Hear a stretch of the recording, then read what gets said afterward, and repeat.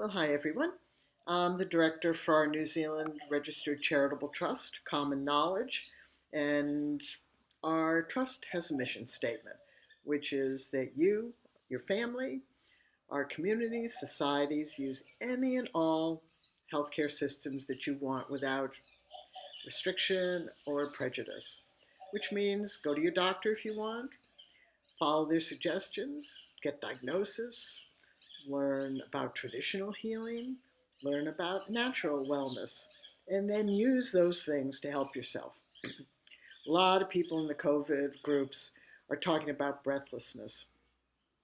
Now, it's absolutely certain that if you feel you have a problem, many of you come from an asthmatic background, or you got breathless when you ran or climbed upstairs.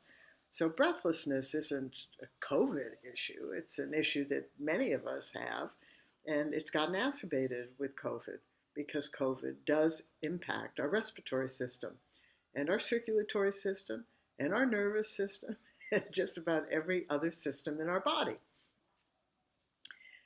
And there are many, many ways to reduce breathlessness because there are many, many ways to activate our parasympathetic nervous system.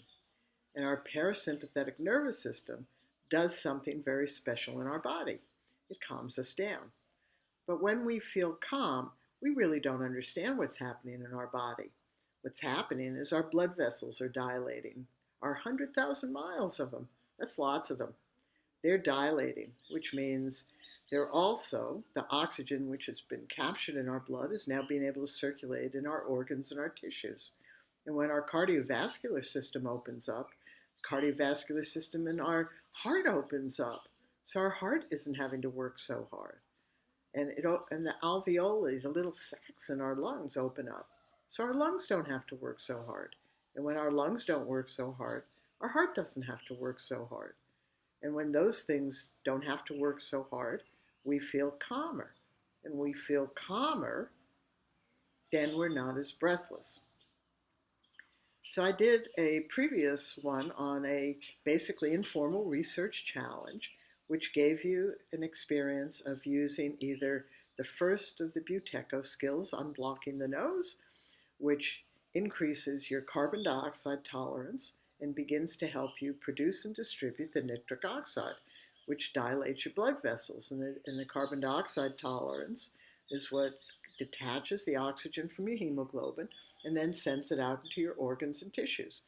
So in the last one, I said, do that one or do the box breathing, which is breathing in X number of seconds, holding for X number of seconds, breathing out for the same number of seconds, and then holding for the same number of seconds to slow your breathing down per minute. So today we're going to talk about what most people do. I'm working with COVID long haul people, so I know most of you are chest breathers, most of you are mouth breathers, and most of you are doing this before. It's just exacerbated now. If you want to activate your parasympathetic nervous system and move out of your sympathetic nervous system, then changing your breathing helps. And that means learning to nose breathe and learning to breathe into your belly, or diaphragmatic breathing. Now, curiously, when I became a Buteco instructor years ago, I was a nose breather and a belly breather for 50 years. And I am a fairly calm person, so my parasympathetic nervous system, I could activate and stay in it. I felt calmer. I didn't get rushed. I wasn't a rushed person. I'm not an angry person. I'm not a hyper person. I just move through life by choice because I've grown my capacity to do that. Yet I also discovered that I'm breathing much too fast, and that produced ultimately on the end of my metabolic need, increased metabolic need, which was I was breathing too rapidly, lying down, sitting, standing, walking. So when I went into running or biking or swimming, at a certain point, I had exercise-induced asthma. So I had to change my breathing. And we can do it step by step. So the first step is for you to begin to change how you're breathing to nose. In the other video, the Unblock the Nose exercise from Buteco, and you can find it on YouTube, is a good place to start because if air comes in here and it goes down here and down here and down here and then back up, if your nose is stuffed, well, unblock it. And there are actually on Amazon these things called nasodilators. They're inexpensive. I realized when I was changing my breathing that I had a lot of constrictions, particularly on my exhale. But then I realized on my inhale, I had constrictions up here. I wasn't blocked so much as it's like if you just stop smelling something that's unpleasant. You just make a constriction here by the roof of your mouth. Wish I could put my finger on it, but I can't. So that constriction means that the air doesn't flow well. And 99.9% of us, and I included, had no idea that the diaphragm could just suck air in and push it out. We're active breathers. We breathe in actively and we breathe out actively. But the first step is to shift over to nose, and belly breathing. And the easiest way to do that is to first just do it lying down when you have no metabolic need on your system. You have no weight bearing on your system, you're just lying down. If you lie on your back, you're compressing your lungs. So you may want to lie on your side to do this, or lie on your back, don't care. And just breathe in and out your nose. And put your hand on your belly, where your xiphoid, your tummy, and just every time you breathe in, just gently feel it expand. If you breathe in and do this, that's just over breathing. What should your breathing sound like? You shouldn't hear it. What should your breathing feel like? You shouldn't feel it. What should your breathing look like? You shouldn't see it. Air, oxygen, isn't a very big substance. It's really just ions. So when you're actually breathing in, you are breathing in a volume of air, but mostly it's just a distribution of ions of oxygen that get converted into carbon dioxide and exhaled.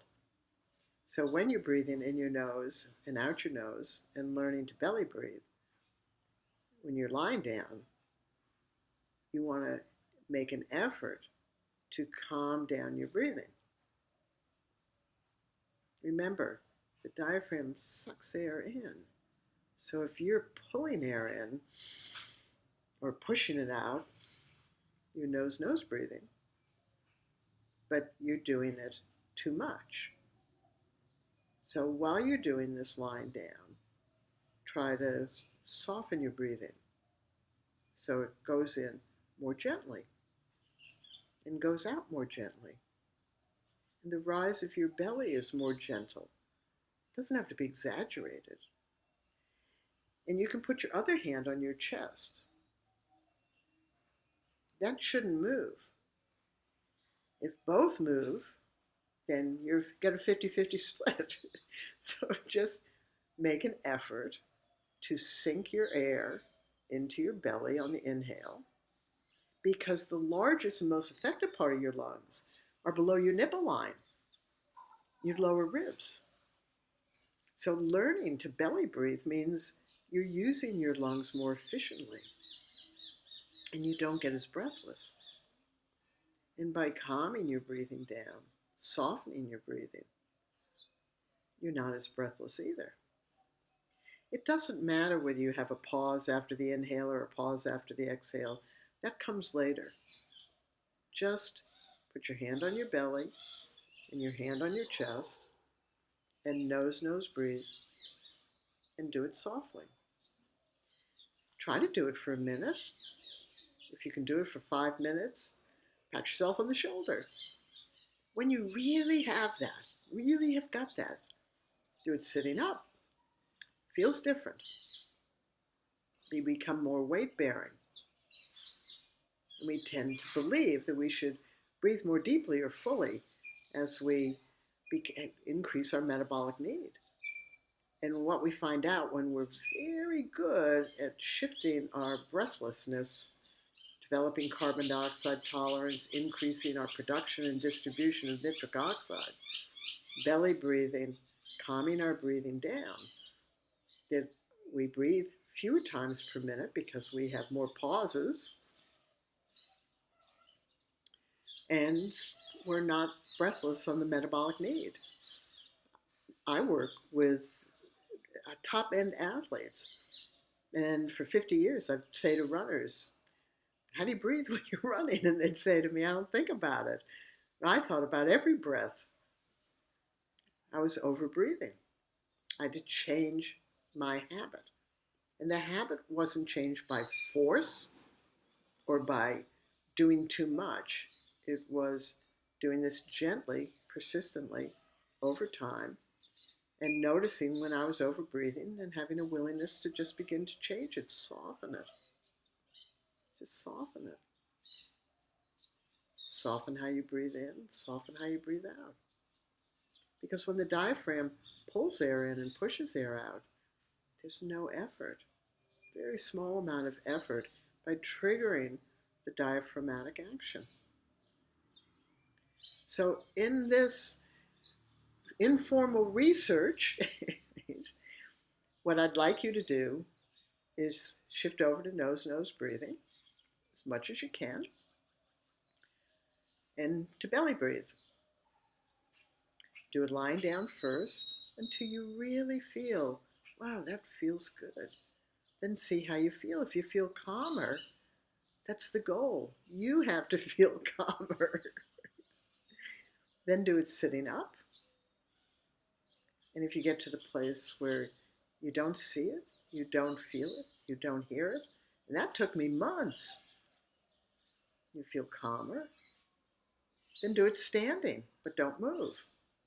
That's when we're really weight bearing. We're putting more metabolic need on our body.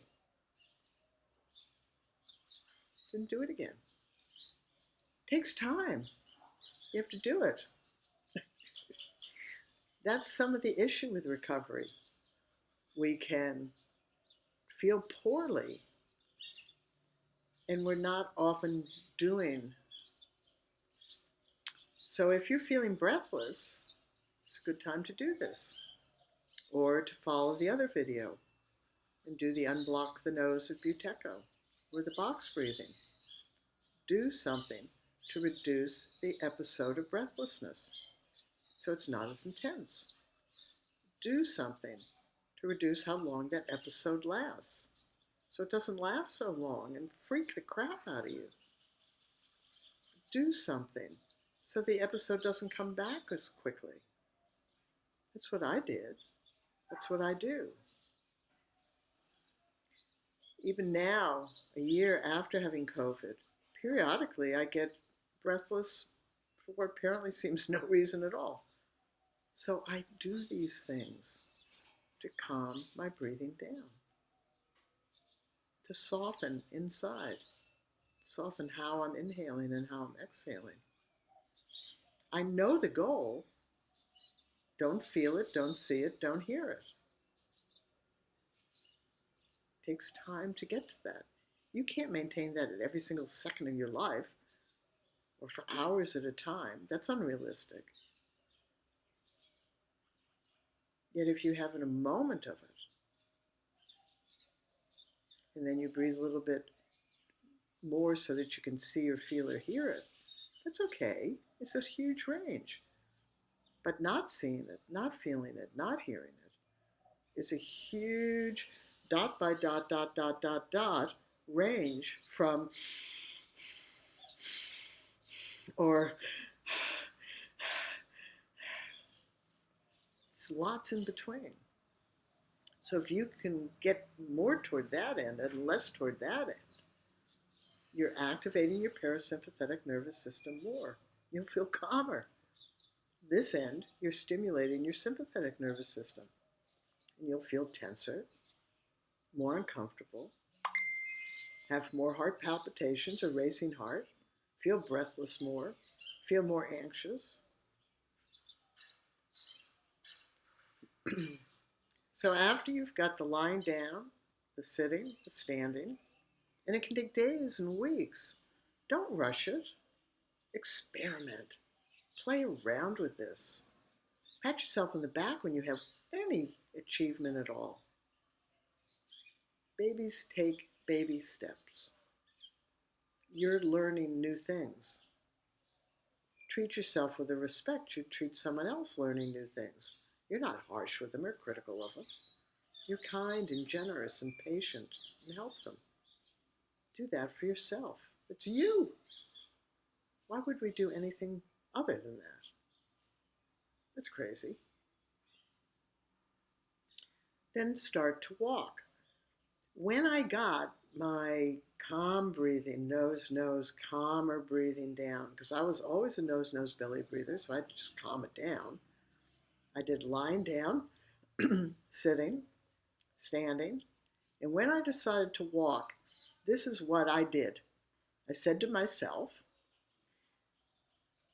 when I walk, the speed I'm going to choose is going to be slow enough so that my breathing does not get faster, does not get louder, does not get stronger, can't see, hear, or feel it.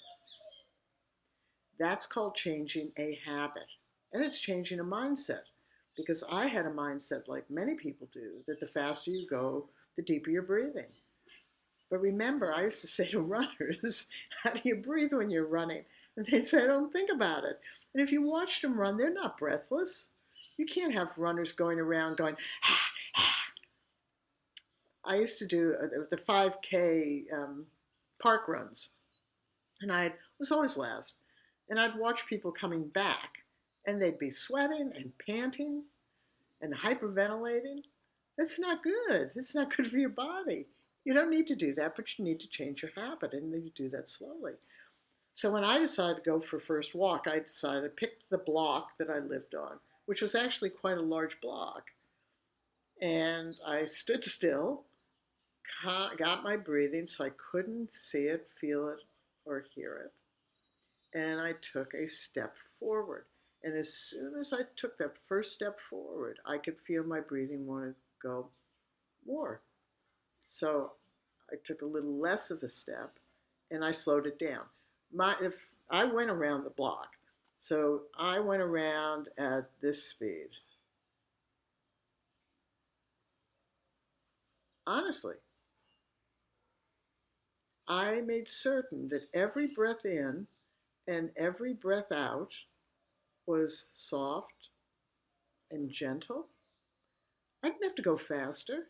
There wasn't anybody I was trying to prove this to. I wasn't showing off. I wanted to be able to move without thinking of my breathing and without feeling breathless. I got up to the end of the block and I said to myself, I can go a little bit faster. So I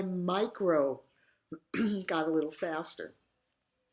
And I kept on working to make certain I was changing my habit. I had had weeks of doing the other, so I knew what it felt like. I knew I could achieve it. I knew that I had a bad habit. I knew that I had a habit of thinking that if I went faster, my breathing should get fuller. I had to change my thinking. I had to change my body habit. So I got to the next end of the block and got a micro faster and a micro faster for the fourth leg. At the end of that, it was like rock my socks. Honestly, I knew now that my goal, my personal goal, which was not your goal, my goal, was that I could take that into my swimming, my running, and my biking. My swimming vastly improved. My running's still a work in progress. However, I did find chi running or chi walking and changed my stance of how I move through space. And I changed my swimming as well. And I went from being able to swim reasonably, take a breath at every third stroke, to being able to go 30 strokes without taking a breath in. And no, you don't nose breathe in when you swim. However, my carbon dioxide tolerance is much greater. My ability to produce and distribute nitric oxide is much better. And so I have a more efficient cardiovascular system. And that is your parasympathetic. So This is one of these informal research project based on the BBC um, program called Trust Me, I'm Your Doctor by Michael Morsley, who did all these, and maybe he's still doing the program. I haven't seen it in a few years. He's still doing it, these informal research projects. We don't have the ability to have all the medical tests done beforehand or afterwards to evaluate. We are passing on, hearsay, anecdotal information. But for people who are long haulers, we're the first generation. Me, as a director of a trust called Common Knowledge, I believe we have a responsibility. And that responsibility is to learn how to reduce the intensity of the episodes, reduce the length of the episodes, and increase the space in between, and pass on the skills to each other, and then keep on nitpicking and refining them. Because there are so many ways to activate your parasympathetic nervous system. One way is to get antidepressants. Another way is to get things like beta blockers for your heart. That's your choice, not mine. Don't care. And when I say don't care, that means I hold no judgment to what you do. But saying I don't judge what you're doing sounds even worse than I don't care, right? So I don't care. I don't have any judgment about what you do. My job, being a long haul COVID person in this new generation, is to pass on the skills that I've used and I use working with other people who have these symptoms. And what do you know? We get better. Right? There is one other criteria about COVID. It can leave damage in our body. So we have to repair that damage. And the best way to repair it is to get our parasympathetic nervous system activated so our body can begin to self-repair. Because when our sympathetic nervous system is active, it is doing damage to our body. So I'm finished for the day. I'll come back another day and see you later. So just remember, on this post is where you're going to informally make your comments when you do this. Okay? Bye-bye. Thanks for listening.